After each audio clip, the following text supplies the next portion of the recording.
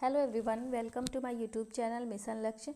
आज इस वीडियो में हम 2022 में आयोजित हुए पेट एग्ज़ाम के क्वेश्चंस को देखेंगे कि उस क्वेश्चन पेपर में कौन कौन से क्वेश्चन पूछे गए थे और उन क्वेश्चंस की राइट आंसर क्या है, यह भी हम साथ साथ देखेंगे।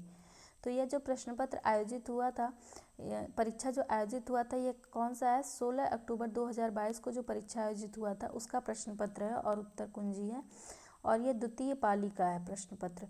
तो 16 अक्टूबर का जो प्रथम पाली का प्रश्न पत्र था वो हमने पुरानी वीडियोस में सॉल्व किया था, उसके सभी क्वेश्चंस को हमने देखा था जो भी जीएस के क्वेश्चंस थे। और 15 अक्टूबर को भी आयोजित हुए पेपर को हमने पहले वीडियो में सॉल्व किया है, और आज हम 16 अक्टूबर की द्वितीय पाली में जो प्रश्न पूछे गए थे उन्हें हम देखेंगे। तो दोस्तों, अगर आप हमारे चैनल पे नए हैं तो आप हमारे चैनल को ज़रूर सब्सक्राइब करें। और चलिए आगे देखते हैं कि इस क्वेश्चन पेपर में कौन कौन से क्वेश्चंस पूछे गए थे। तो पहला क्वेश्चन जो पूछा गया था वह क्या था? हड़प्पा के एक बंदरगाह का नाम लिखिए। तो ऑप्शंस में से हमें हड़प्पा के बंदरगाह को चुनना था कि कौन सा ऑप्शन जो है वो हड़प्पा का बंदरगाह है। तो जो हड़प्पा का बंदरगाह था वह था लोथल। तो इस तरह से जो सही आंसर था वह क्या है? लोथल हड़प्पा का एक बंदरगाह है। फिर अगला प्रश्न जो पूछा गया था वह क्या है? जैन धर्म का सबसे महत्वपूर्ण मौलिक सिद्धांत है। जैन धर्म का सबसे महत्वपूर्ण मौलिक सिद्धांत क्या है? सबसे महत्वपूर्ण मौलिक सिद्धांत है जैन धर्म का अहिंसा। अहिंसा इन जैन धर्म का सबसे ज़्यादा महत्वपूर्ण मौलिक सिद्धांत है। अगला प्रश्न जो पूछा गया था वह है, निम्नलिखित में से किस शासक के दरबार में बहुत से विद्वानों को नवरत्न के रूप में अलंकृत किया गया था? कौन से ऐसे शासक थे जिनके दरबार में बहुत सारे विद्वानों को किसके रूप में अलंकृत किया गया था? नवरत्न के रूप में अलंकृत किया गया था। तो वह महान शासक कौन थे? वह महान शासक थे चंद्रगुप्त द्वितीय। चंद्रगुप्त द्वितीय के शासनकाल में उनके दरबार में बहुत से विद्वानों को नवरत्न के रूप में अलंकृत किया गया था। इसी तरह से फिर जो अगला प्रश्न पूछा गया था वह क्या है? दोस्तों देखेंगे हम, अगला प्रश्न जो पूछा गया था वह है, दिल्ली सल्तनत के निम्नलिखित राजवंशों में से किसने सबसे कम अवधि तक शासन किया? किसके बारे में पूछा गया? दिल्ली सल्तनत के बारे में। दिल्ली सल्तनत में किस राजवंश ने सबसे कम अवधि तक शासन किया था? तो जो खिलजी वंश था, खिलजी राजवंश, इसने सबसे कम समय तक शासन किया था।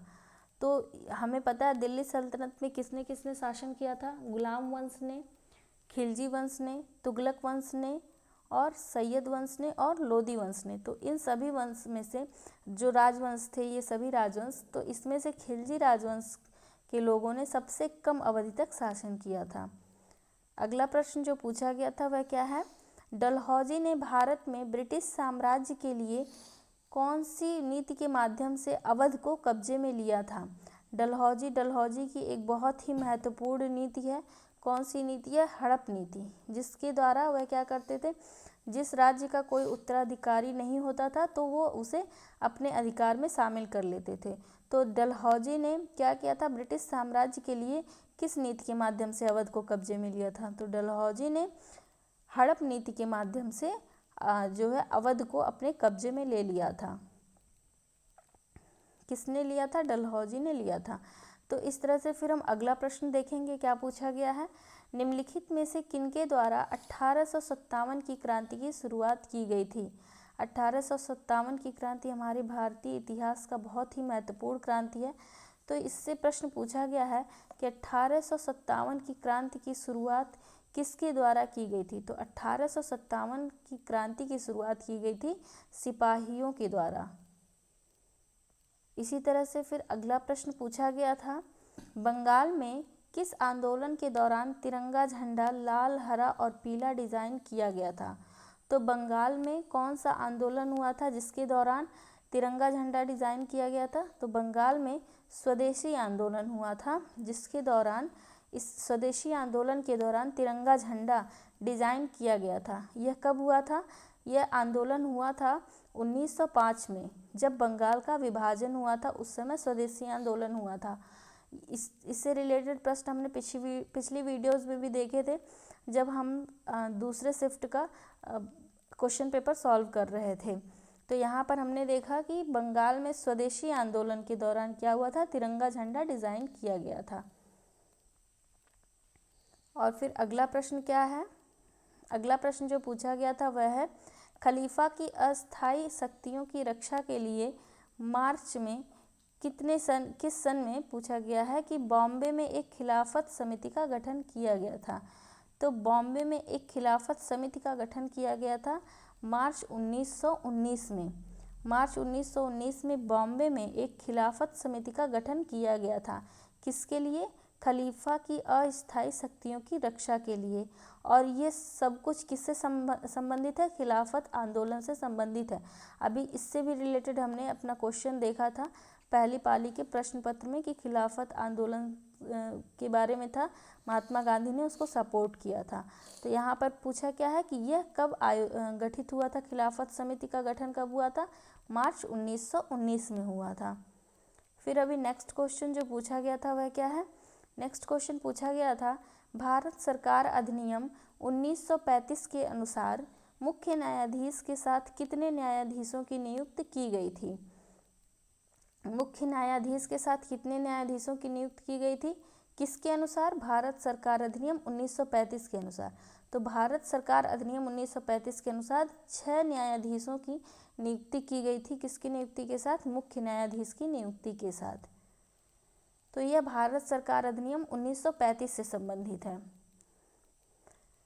वर्तमान में इनकी संख्या और बढ़ गई है। अभी हम देखेंगे नेक्स्ट क्वेश्चन क्या पूछा गया है, निम्नलिखित में से कौन सी घटना की प्रतिक्रिया में भारत छोड़ो आंदोलन चलाया गया था? वह कौन सी घटना थी जिसकी प्रतिक्रिया में भारत छोड़ो आंदोलन चलाया गया था?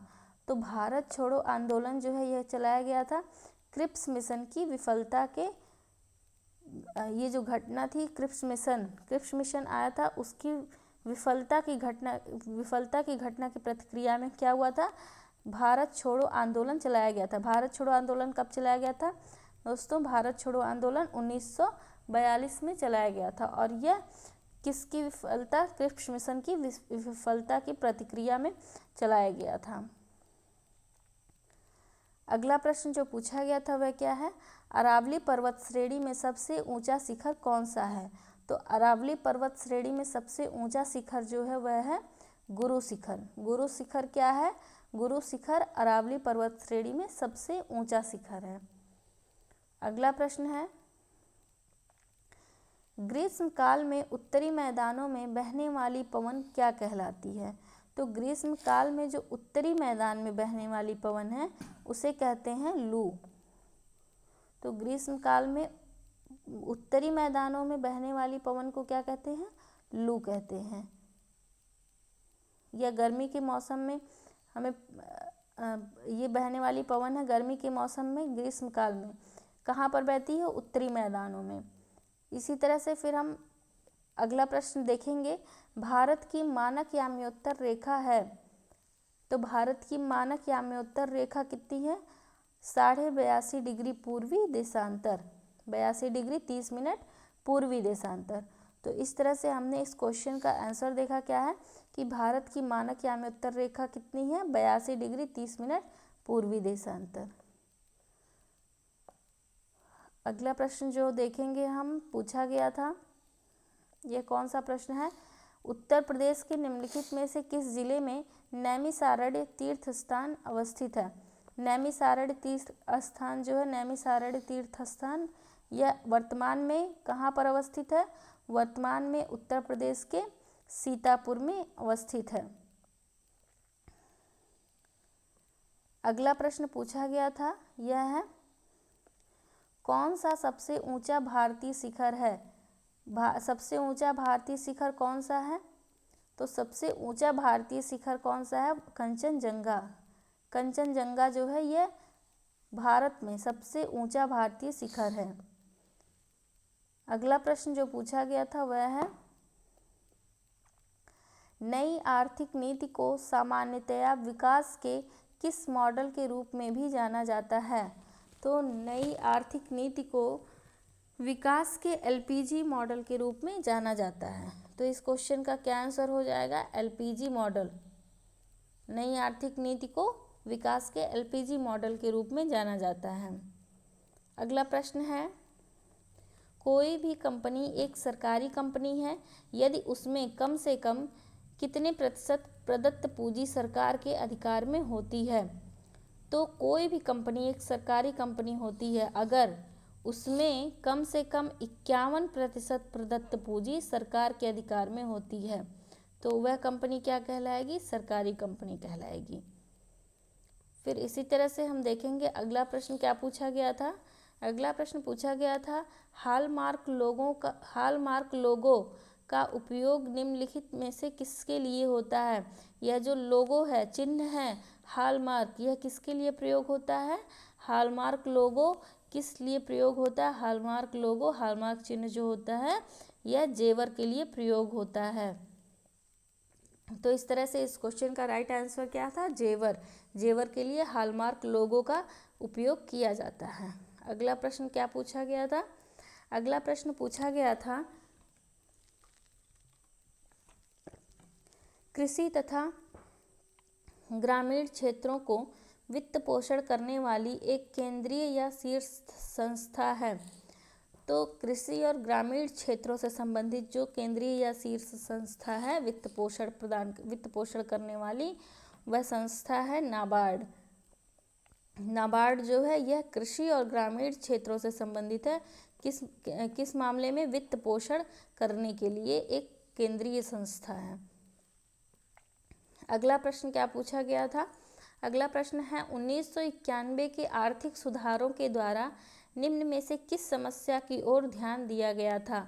1991 में जो आर्थिक सुधार हुए थे उनके द्वारा किस समस्या की ओर ध्यान दिया गया था? तो उसमें विदेशी मुद्रा भंडार में संकट, ये जो समस्या थी इसकी ओर ध्यान दिया गया था 1991 के आर्थिक सुधारों के द्वारा। अगला प्रश्न जो पूछा गया था वह है, निम्न में से कौन सा अनुच्छेद धन विधेयक को परिभाषित करता है? तो संविधान में जो धन विधेयक की परिकल्पना है यह किस अनुच्छेद के अंतर्गत है? तो धन विधेयक को परिभाषित करता है कौन सा अनुच्छेद? धन विधेयक को परिभाषित करता है अनुच्छेद 110। अगला प्रश्न पूछा गया था, वे आदर्श हैं जिन्हें राज्य को नीतियों का निर्माण करते समय ध्यान में रखना चाहिए। ऐसे कौन से आदर्श हैं जिन्हें राज्य को नीतियों का निर्माण करते समय ध्यान में रखना चाहिए? तो वे जो आदर्श हैं वे हैं राज्य के नीति निर्देशक सिद्धांत। तो डीपीएसपी इसको कहते हैं शॉर्ट में, डीपीएसपी। तो ये जो है ये क्या है? राज्य को नीतियों का निर्माण करते समय ध्यान में रखना चाहिए। जब भी कोई राज्य नीतियों का निर्माण कर रहा है तो हमेशा उसे डीपीएसपी का ध्यान रखना चाहिए। अगला प्रश्न क्या पूछा गया था? अगला प्रश्न है, निम्न में से किसमें मौलिक कर्तव्यों को उल्लेखित किया गया है? मौलिक कर्तव्यों को किस भाग में उल्लेखित किया गया है? तो इस प्रश्न का सही उत्तर क्या हो जाएगा? मौलिक कर्तव्यों को भाग 4 क में उल्लेखित किया गया है। अगला प्रश्न जो पूछा गया था वह क्या है? वह है, भारतीय संविधान का अनुच्छेद 343 किसके बारे में है? तो भारतीय संविधान में अनुच्छेद 343 किसके बारे में है? अनुच्छेद 343 है संघ की राजभाषा के बारे में है। इसी तरह से फिर नेक्स्ट क्वेश्चन जो पूछा गया था वह है, निम्न में से कौन सी सर्वोच्च न्यायालय के न्यायाधीश की सेवानिवृत्ति की सही आयु है? तो न्यायाधीश किसके न्यायाधीश? सर्वोच्च न्यायालय के, सुप्रीम कोर्ट के न्यायाधीश की सेवानिवृत्ति की सही आयु क्या है? सुप्रीम कोर्ट के न्यायाधीश की सेवानिवृत्ति की सही आयु है 65 वर्ष। तो इस तरह से इस क्वेश्चन का राइट आंसर हो जाएगा 65 वर्ष। 65 वर्ष क्या है? सर्वोच्च न्यायालय के न्यायाधीश की सेवानिवृत्ति की सही आयु है। फिर अगला प्रश्न देखेंगे, निम्न में से कौन सा इंद्रधनुष के 7 रंगों में से एक नहीं है? एक रंग नहीं है। तो ऑप्शंस में से 4 रंग दिए गए थे जिसमें से हमें बताना था कि इंद्रधनुष के 7 रंगों में से एक रंग कौन सा नहीं है। तो दोस्तों इंद्रधनुष में सफ़ेद रंग नहीं होता है। तो इस प्रश्न का सही उत्तर क्या है कि सफ़ेद रंग जो है ये इंद्रधनुष के 7 रंगों में से एक रंग नहीं है। अगला प्रश्न जो पूछा गया था वह है, निम्न में से किस गैस को ग्रीन हाउस गैस के रूप में नहीं जाना जाता है? तो ऑप्शंस में से जो 3 ऑप्शन थे वो सभी ग्रीन हाउस गैस थे, लेकिन इस प्रश्न में पूछा गया था कि किसे ग्रीन हाउस गैस के रूप में नहीं जाना जाता है। तो ग्रीन हाउस गैस के रूप में नहीं जाना जाता है किसे? आर्गन को नहीं जाना जाता है। ऑप्शन में आर्गन ऑप्शन सही था। इसी तरह से फिर नेक्स्ट क्वेश्चन जो पूछा गया था वह है, वॉशिंग सोडा किसका प्रचलित नाम है? वॉशिंग सोडा का जो प्रचलित नाम, ये वॉशिंग सोडा एक प्रचलित नाम है, सामान्य नाम है। ये किसका प्रचलित नाम है? सोडियम कार्बोनेट का प्रचलित नाम है। तो इस तरह से इस क्वेश्चन का राइट आंसर क्या है? Sodium carbonate. यह क्या है? वॉशिंग सोडा का प्रचलित नाम है। अगला प्रश्न जो पूछा गया था वह है, ओजोन होल किससे संबंधित है? ओजोन होल जो है यह संबंधित है किससे? ओजोन होल जो है ये समताप मंडल में ओजोन परत की मोटाई में कमी से संबंधित है। तो समताप मंडल में क्या पाया जाता है? समताप मंडल में ओजोन परत पाया जाता है, और जब ओजोन परत की मोटाई में कमी होती है तो उसे क्या कहा जाता है? ओजोन होल कहा जाता है। तो इस तरह से ओजोन होल किससे संबंधित है? समताप मंडल में ओजोन परत की मोटाई में कमी। अगला प्रश्न है, पौधे अपने पोषक तत्व मुख्यतः कहाँ से प्राप्त करते हैं? तो जो भी पौधे हैं वो सभी अपने जो पोषक तत्व हैं वो मुख्यतः कहाँ से प्राप्त करते हैं? मुख्यतः वे मिट्टी से अपना पोषक तत्व प्राप्त करते हैं। तो सभी पौधे किससे? मिट्टी से ही अपना पोषक तत्व प्राप्त करते हैं। तो इस वीडियो में हमने ये सभी क्वेश्चंस जीएस के देखे, क्या क्या क्वेश्चंस पूछे गए थे। तो अभी इस वीडियो में हम सारे क्वेश्चंस देख लिए हैं जीएस के। और अगर आपको ये वीडियो अच्छी लगी है तो आप इसे सब्सक्राइब करें, और अगर आप सब्सक्राइब कर चुके हैं हमारे चैनल को तो आप इस वीडियो को लाइक ज़रूर करें। थैंक्स।